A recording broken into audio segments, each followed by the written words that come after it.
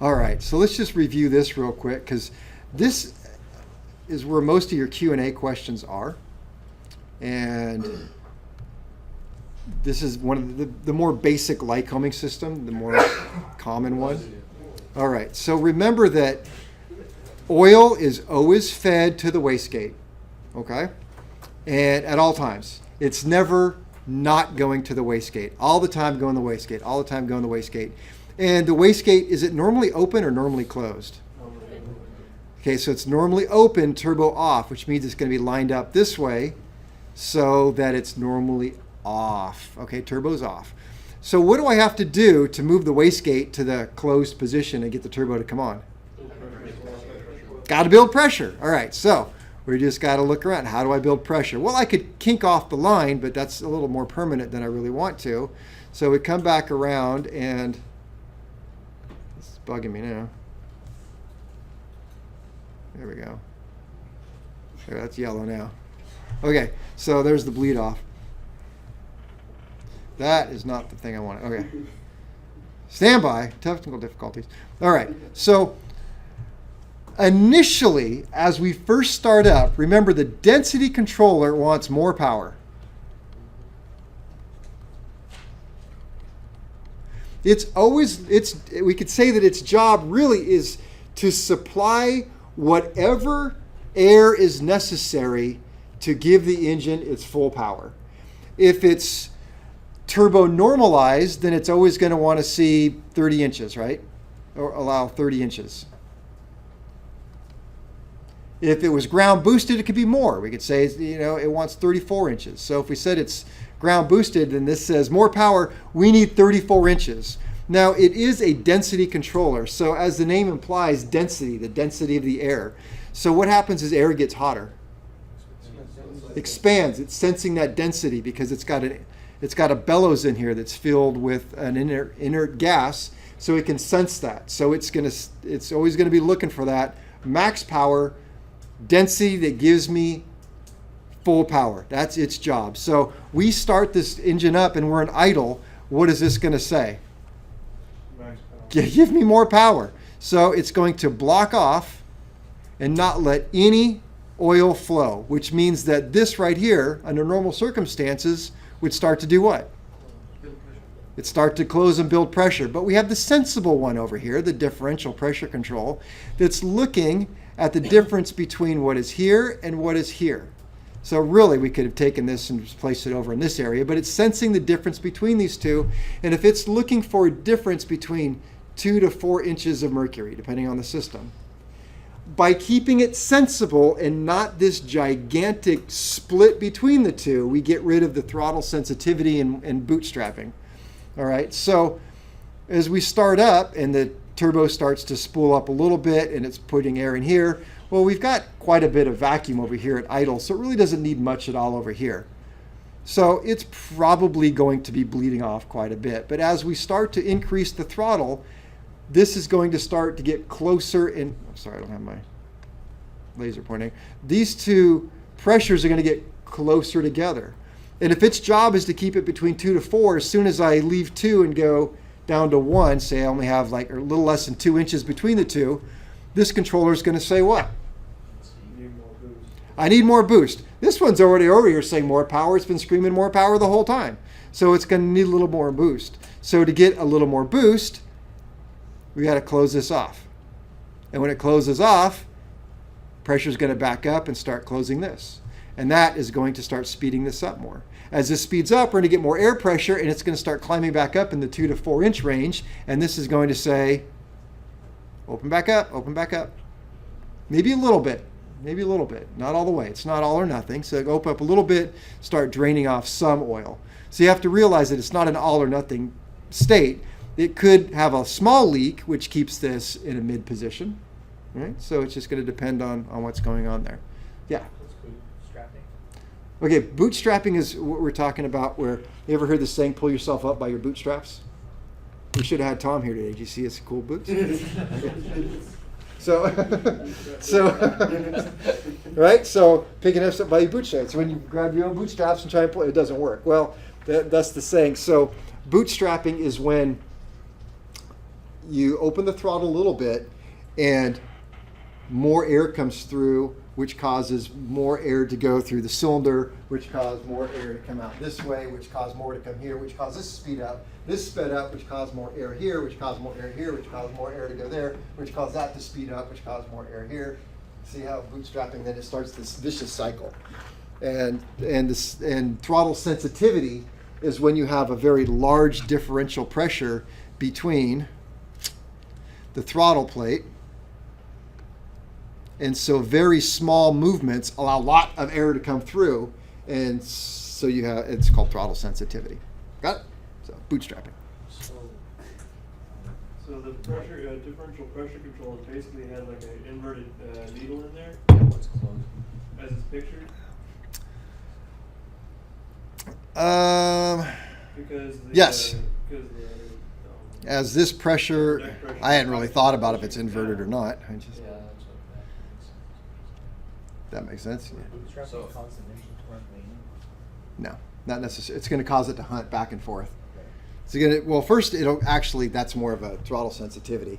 It's going to cause it to want to increase speed beyond what you wanted it to. So you give it a little bit of throttle and it just kind of keeps climbing. You're like, well, I didn't want that. So you got to back it off. Then it falls down too far. Well, I didn't want that. I want a little more. So you add a little bit more and then it starts taking off again. So you're never finding exactly what you want. You're constantly playing with the throttle, and that's would be annoying. So that is this system. All right. Let's see if we can write some quick notes. Which means I will just write really fast and sloppy. What is that called? All right, so automatic systems, we're going to talk about, we talked about the Lycoming. What's that? Is that a calming system? Yeah, very common. And I believe all of your half of your Q&As are on this system, the other half are on Continental. So, Lycoming. So, let me see. Utilizes the same basic components. Well, let's see. Lycoming system. I got to change my notes around here. So we're looking at the density, differential.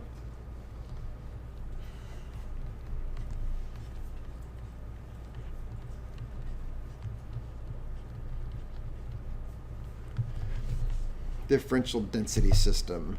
It's actually one of the books I was reading. I got a lot of this information. It's used on the TIO 540 on the Piper Navajos. Sea level boosted by 10 inches. The critical altitude of 19,000 feet. So it gives the engine 310 horsepower, which is another 20. So let's talk about the density controller.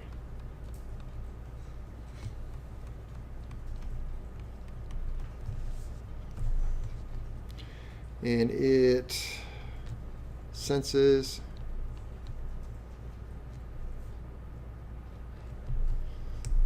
density of air in upper deck.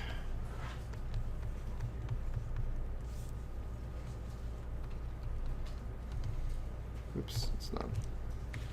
Its job. Its job is to do what? more power. Okay, more power is to provide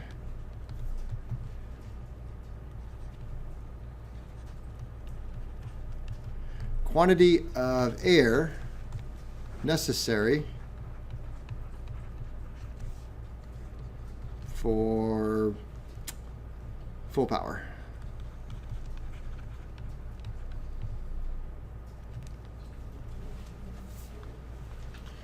When is it really working? When does it become useful? Is it useful at idle? No. Useful at part throttle? No, it's pretty much only useful at full throttle. So,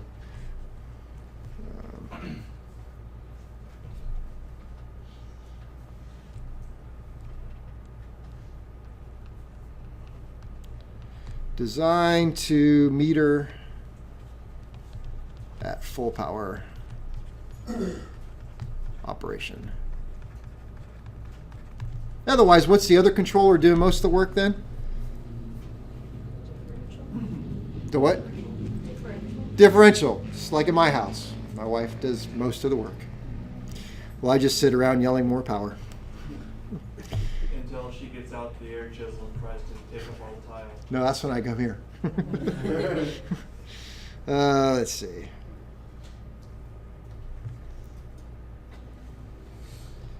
Let's see. Density is measured by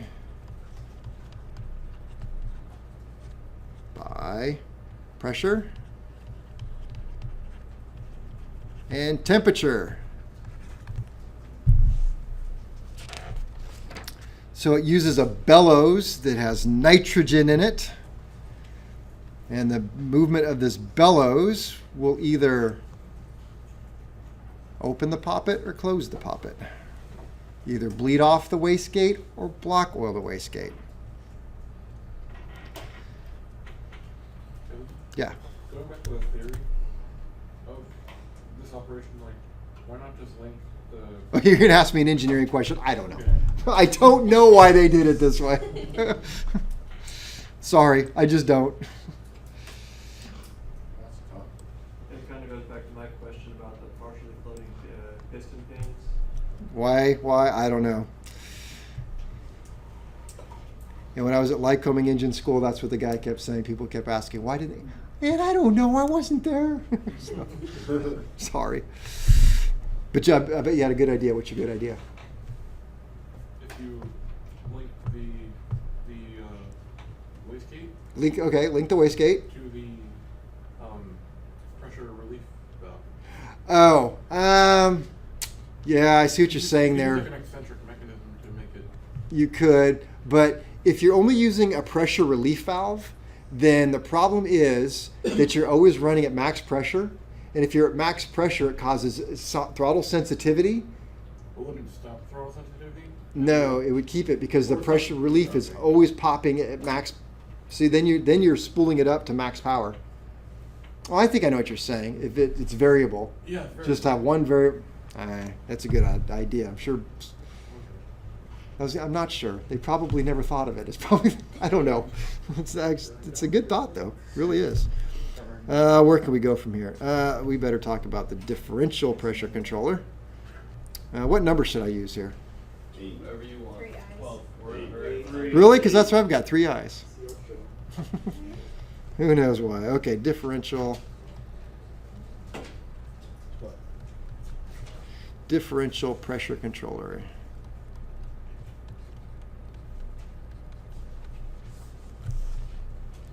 One side is connected to what? Upper deck. Wrong, manifold. What's the other side connected to? Upper deck. Yeah. To upper deck.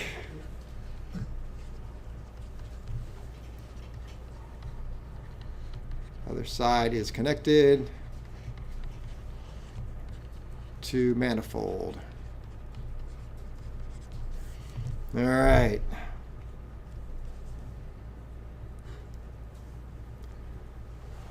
Spring is P-R-I-N-G. Spring holds valve in normally closed position. And I abbreviate it NC because that's the way you do it in electricity, normally closed position. So if it's normally closed, what is that asking for? Turbo to be on or off? On. So it's going to back up pressure. Just got to keep that straight. That's all. So normally closed means pressure builds in wastegate, which equals on, turbo on. Turbo on. All right.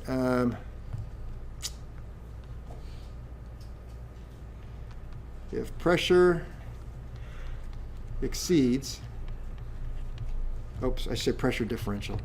Pressure differential exceeds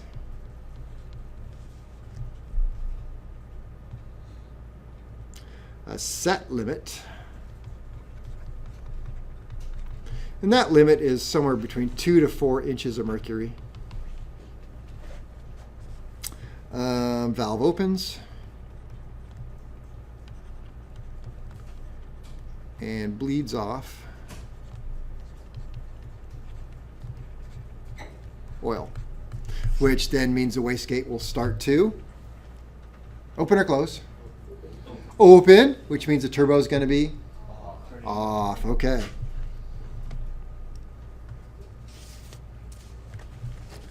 I don't really have time to write all of these notes. Sorry. But I will run through it, which is going to be a review. So at part throttle, density controller is closed, asking for, come on, you can do better than that. More power. All right, the differential controller senses the difference between upper deck and manifold pressure due to the larger, let me see. Differential controller senses the difference between upper deck and manifold due to the larger differential across the throttle plate. I want to read all this. Nope, we've already covered that. So this is going to sense the difference between here. It's normally closed, which means it normally blocks off. As soon as we exceed what we need here, the differential, it's going to open, bleed off, open, and there we go. As we get closer and closer to full throttle, density controller is going to take over because this one over here, the differential is going to be saying all the time, we don't have enough pressure. There's not enough difference. Close, close, close. And so that's when this one takes over, and it will allow the boost pressure to go up until set limits are there, and then no more. So if it was set at 34 inches, it's going to stop at 34 inches. All right. Accounting for density. So as temperature goes up, it's going to allow more pressure to go in. Let's see, I have some problems here. Turbos, throttle sensitivity, which we talked about. Turbo systems do respond slowly. The pilot opens the throttle, which establishes a new differential pressure. Differential controller senses the change and repositions the bleed valve. The new bleed valve setting changes the oil from the wastegate. The wastegate position changes and increases turbo speed. Increased turbo speed increases turbocharging, increases upper deck and manifold. This causes the differential controller to move, which starts the process over. And that's just being ridiculous. All right, we talked about bootstrapping. Let me just write these things down. All right, so we talked about, I don't have a point here, so throttle sensitivity.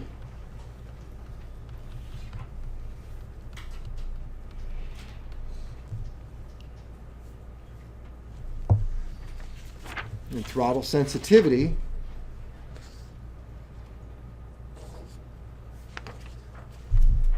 is, oh, how did I find it last time?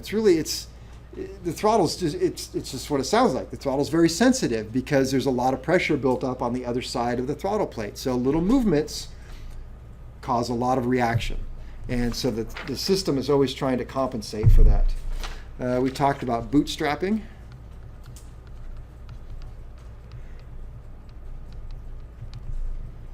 Which is the tendency for the turbocharger to sort of run away.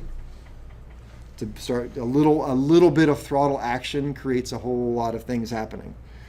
Then there is something called overboost.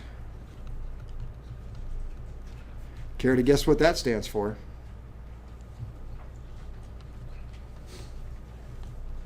That's right. When manifold pressure exceeds manufacturer's limits.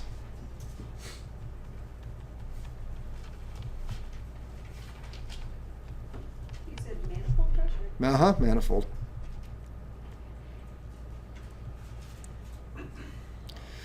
So this can happen with really fast inputs with the throttle if you're not careful. Turbochargers need to be operated much slower because all these controllers need time to react and do their things. You can see they're mechanical. They move slow. Got to wait for oil pressure to build up. Little valve to start closing. Then we have something called overshoot.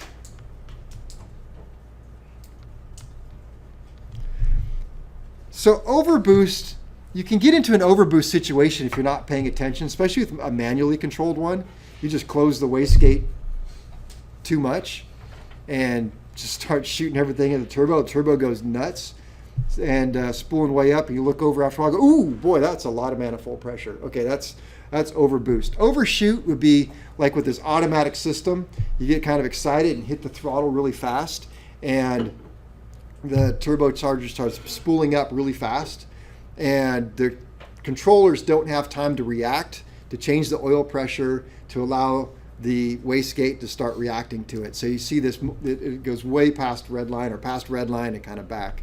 So that's just what an overshoot is. That's just a momentary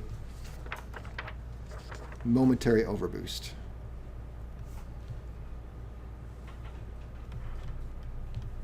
Is there anything you have to do after an overshoot? Yes, that is an excellent question. And I think didn't we talk about this in 310 about overboosting, and you have to look at the service instructions, and it's different. Like helicopter engines I don't think there's any limits at all. I mean, you overshoot, you're toast. And what is it, 3 seconds, I think, for Lycoming? So if you're talking 1 second, follow the service instruction, I think you're okay. You hit over 3 seconds, and I think you're doomed. Doomed, I say. All right, there are other systems which I will briefly mention.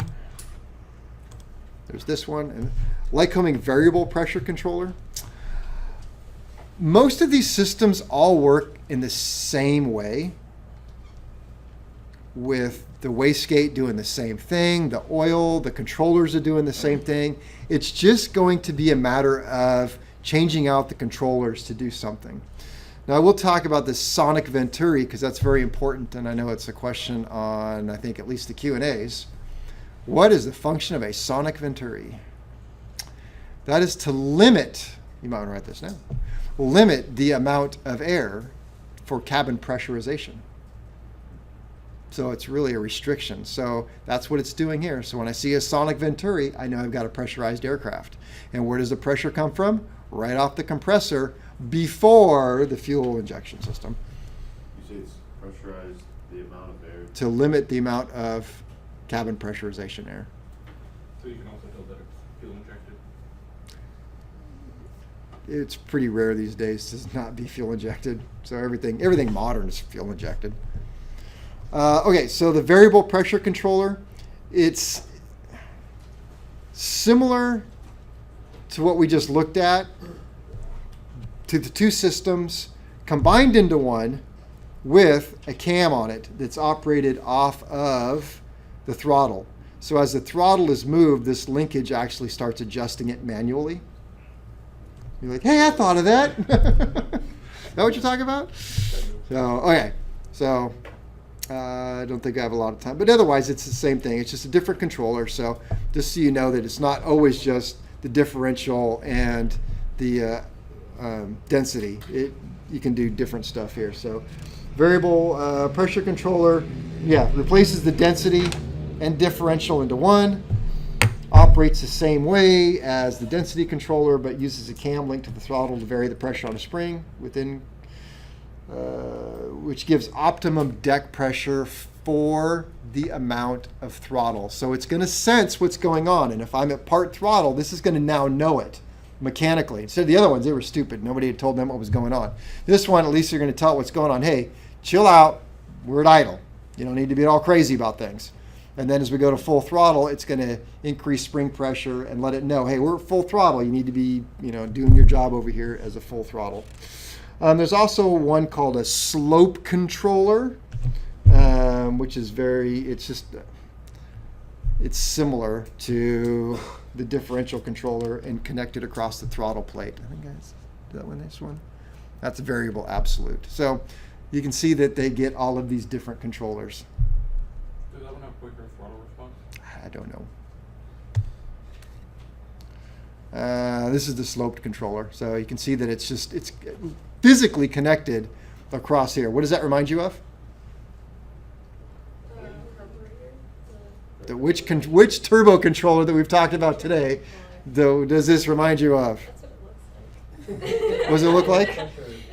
What does it look like? The air bleeds between Chambers A and B. Air bleed That's between the chambers first thing B, that pops okay. in my head. Slope controller, but it's sensing.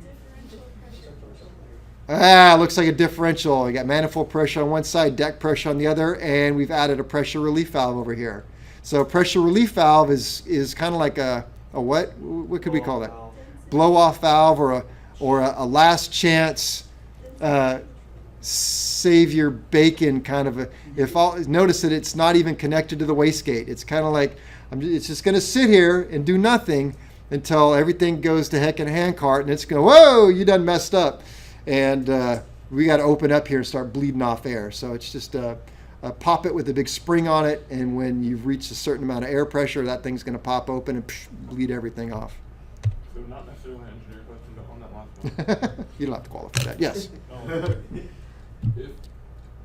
If you go to overboost on something with pressure relief, you've gone way over.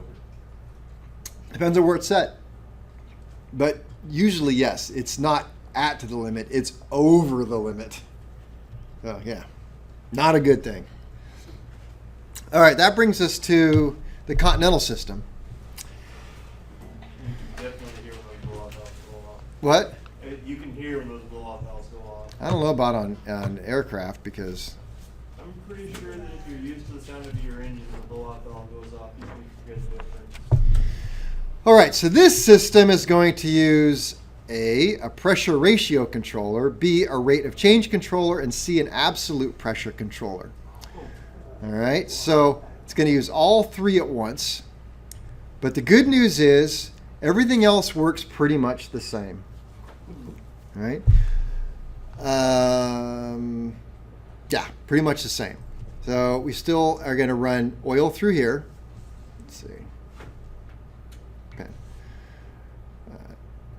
Engine oil return. So we have this one. Oh, I think I remember how much I hate this drawing because it doesn't actually make sense. It makes it look like they're all in series. But that'll bleed off. And then this one has a bleed off, and this one has a bleed off. It's just kind of drawn a little funny. But so each one, what's that? They do look like they're in series. Yeah, but each one has a bleed off here. So so it can block, bleed. All right, does look like that. So what do we have going on? All controllers are vented to upper deck pressure. Here's upper deck pressure, and all of them are in fact vented to upper deck pressure. All right. All controllers operate to restrict or bleed off oil, just like Lycoming. Hey, that sounds great. Absolute pressure controller. It's designed to limit maximum upper deck pressure. A set limit valve will bleed off oil. So we have A, which is what do we got? Absolute. Absolute's over here, and C in this drawing. I did absolute first. So C is the absolute. What does that sound like for our Lycoming? A little bit like more power. Which one was that one? Density. Okay. So absolute pressure. I'm just going to write this over here. So absolute. Where are you writing Huh? that? Oh, Nobody can't see it on our board. Oh, sorry. That says absolute pressure. Let's see. Oops. Designed. Should I not write it here? Is that bad? You can read it. I'll do it somewhere else. I'll just tell you what it is. Okay, rate of change controller. So our rate of change, and that's B in this case. Rate of change controller. This one's different now. This one's going to sense the rate at which upper deck pressure increases. So what it's looking at, if upper deck pressure is climbing really fast, this one's going to say, I know what you're going to do in a minute. What's it going to do? Overboost or overshoot. It's going to say, no, you don't. Stop it right now. And so it's going to sense that buildup coming and open up the wastegate and stop it before it happens. All right. Then we get into the ratio controller. Let me see. Ratio controller. Well, I guess it doesn't matter here, but they call this one ratio. So ratio controller at really high altitudes. The higher up we go into altitude, what's going to happen is the turbocharger. These other ones, pretty much, rate of change, it doesn't care much, but we have our absolute pressure, which is saying, hey, wait a minute, we need more turbo, right? We're not getting max power, I need more power. And it's going to keep saying that over and over again, and it's kind of stupid in that respect. Somebody here's got to be the sensible one. So the sensible one is going to be the pressure ratio controller. Oh, there we go, because it's going to ambient. And so it's sensing the difference between ambient and upper deck pressure. And when it reaches a set limit, it says, no, you can't do this anymore, because it's already engineered to say that if you have an ambient that's low and you've got a very high upper deck pressure, that means that the turbo's spinning, working very hard. The air is going to be very hot, and it's too much of a differential for the system to handle. So it's going to put a stop to this, and it's going to say that's all you get right there. And that's where we can start getting to our critical altitude. What's critical altitude? When you start losing horsepower. Yeah, when you stop, we no longer get max horsepower. So, all right, ratio controller. Yeah, all right, so I'll write some notes for you real quick here. In a sensible way. All right, so is this right? 8?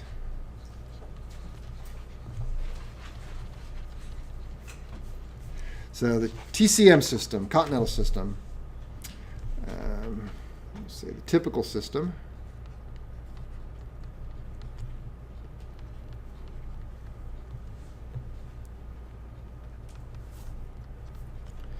Uses 3 controllers.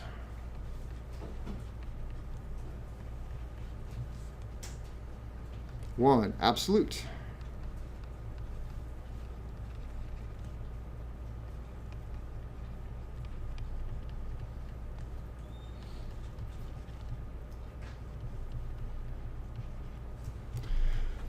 Let me see, absolute pressure, rate of change,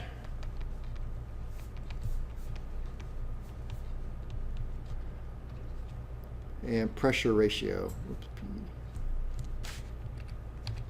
P.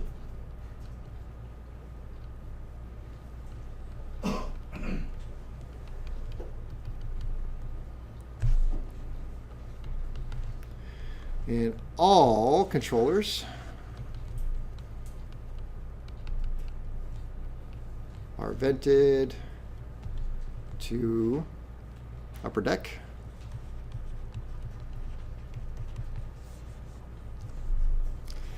I'm not going to write that they all bleed off and control just like a Lycoming does. The absolute pressure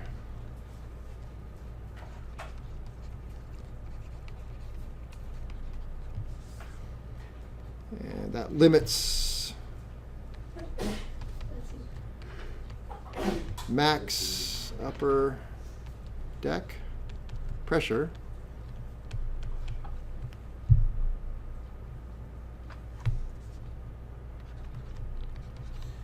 rate of change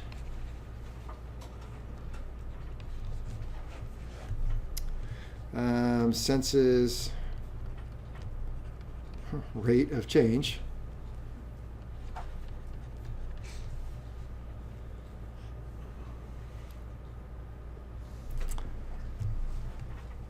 I thought I had a number, but I don't. Senses rate of change and ratio controller.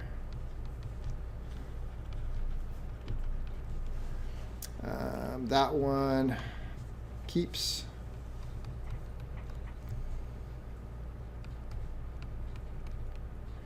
pressure differential between atmospheric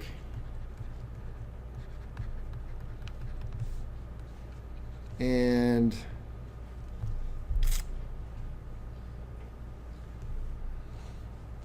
upper deck to about 2.2, what I'll say, 2.2 times ambient.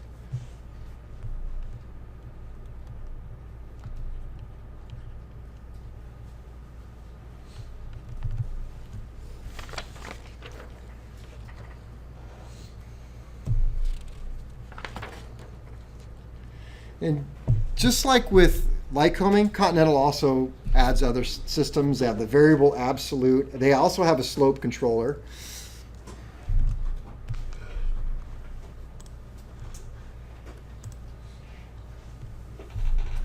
But otherwise, that is your main system that you need to know about. Threw this together. Hopefully it's right. Just as a way of just review real quick, we have the density controller, differential controller, variable pressure, slope, absolute, rate of change, pressure ratio. So density controller senses upper deck and prevents overboost at full throttle. Connects to upper deck, that's the Lycoming. Differential keeps pressure across throttle plate correct.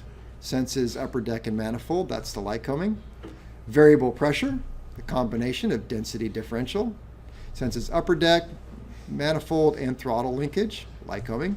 Slope controller is a combination density differential. Senses upper deck manifold, that's Lycoming. Got your absolute pressure, it's now TCM. Senses upper deck and prevents overboost at full throttle. Remember, they're all, that should say upper deck. Rate of change, senses the rate of upper deck pressure increases. Senses upper deck. And pressure ratio, keeps the pressure ratio of upper deck to ambient from getting too high. What is it connected to? Upper deck. Okay.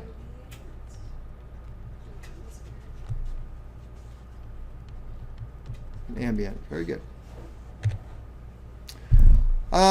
Threw this in there, I'll just mention since it's a slide there, be very careful with your intercoolers. They're very sensitive. These are very small aluminum passages, and they are not where you're supposed to be leaving your tools and hitting stuff. What does the intercooler does its job by taking heat away? It's a heat exchanger, just like an oil cooler or anything else. It's just instead of oil going one way and air going the other, you have air and air. All right, mouse milk is that's where you get it from, right there. I drink it every day. All right, so mouse milk is the recommended oil or penetrant for lubricating waste gates. Waste gates get abused. Oiling them with engine oil is not going to work. It's just going to burn off. So if you have an aircraft that you're working on that has a wastegate, and do your customer yourself a favor and just put a little bit of mouse milk on all of the moving parts of it periodically and keep it well lubricated. Then you don't have to send them out for overhaul quite so often. So, but anyway, if you have to make your own, you can just do it like that. So, all right. So it's called what? Mouse milk. All right. All right. The last thing I need to talk about is, and sadly, I'm barely going to mention this, and it shows up on your test results when you take your FAA test. So pay attention. And it's called a power recovery turbine. It's a completely different thing. We have not talked about this at all. But a power recovery turbine, otherwise known as a PRT,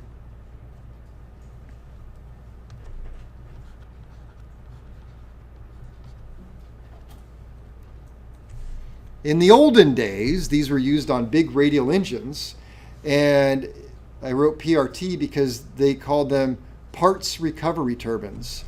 And they were extremely failure prone and caused all kinds of problems. And it's not that it was a bad design. It was just whoever thought of it was ahead of their time, kind of like a modern day Prince. And the reason why I say that is because the metallurgy just couldn't keep up with the theory. In fact, you're starting to see this now more and more. And I know it's, I think Cummings is starting to use them. Some of the, anyway, they're starting to really make a comeback. So what's happening here is notice that we have a turbine wheel, and this just looks like a normal turbocharger kind of system, right? We have our exhaust gases going this has a double turbine, but we have our exhaust gases, and where we'd normally see a compressor section, we don't. We see it going through a coupling system that drives down to this that goes direct to a crankshaft. So it's directly coupled to the crankshaft through a, well, I don't like this drawing because it makes it look like it's gear, gear, and gear. This is a fluid coupling going through here. So this shaft goes through this coupling, which backtracks to this is what it is. So there's some slippage allowed in this area. But anyway, so it's a power recovery turbine. And again, it was really more ahead of its time, and that's why it didn't work, because the heat was causing the stuff to fail. But now that with the modern materials that we have, they're actually proving this to be something that's useful. Let me see. Maintenance. Use mouse milk. Don't adjust controllers without exact instructions. Speaking of that, on Continental fuel injection systems, there are 4 things that you can adjust. What are they? Low end, iron. Idle speed, idle mixture. You can adjust those on carburetors, right? Do you need any special equipment to do that on a carburetor? Tachometer in your ear, right? And just watch for the idle mix, idle rise. Okay, then you have your high and low speed, high end and low end adjustments on the pump. Before you touch those, what do you need to do to the aircraft or the engine? Get up to the certain. The port there. You gotta hook it up to calibrated gauges. So if you just by chance have a customer with a Continental and they're saying, oh, my idle mixture's a little off, and you're like, hey, I'll just adjust the low end of the pump. Guess what you just did? You just messed everything up. You done messed up, Ron. So now you have to go through an entire adjustment process, which takes a long time. All right, it could take an hour or 2 or 4. So don't touch the pump unless you have what? Calibrated gauges installed and teed in. There's a service instruction. I didn't go over it. Sorry, I didn't know. But all right, let's see. So maintenance. Keep your induction clamps tight. Look for leaks. Check intercoolers. What's a sonic Venturi for? Cabin pressure. Limiting amount of air. Limit cabin pressure. Limits the amount of air taken for pressurization. Oh yeah, you know what upper deck? You probably don't know. If you have a turbocharged system with a pressurized cabin, it means you're going to be up at high altitude. It also means that your magnetos won't work at high altitude. So you have to take upper deck pressure and vent it to the magnetos. So the magnetos are also pressurized. We got the power recovery turbine, also called a turbo compound engine. Turbo compound engine. Maybe that's the problem. Turbo compound engine.